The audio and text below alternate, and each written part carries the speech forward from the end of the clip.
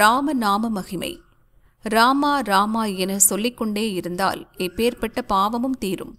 வியாதியால் மரணத்தின் விளிம்பிற்கு செல்பவர்கள் கூட நலம் பெறுவார்கள். சீதை இருந்த இடத்தை கண்டுபிடித்து அனுமன் ராமனுக்கு உயிர் பிச்சை கொடுத்தார்.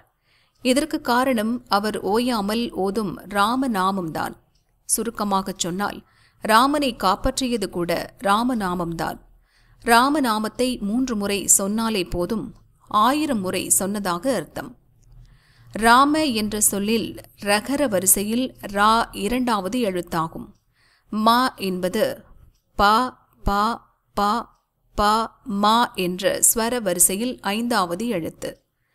இரண்டையும் பெருக்கினால் 10 வரும். இதை மும்முறை பெருக்கினால் 10 × 10 × 10 1000 முறை சொன்னதாக பொருள் கொள்வர்.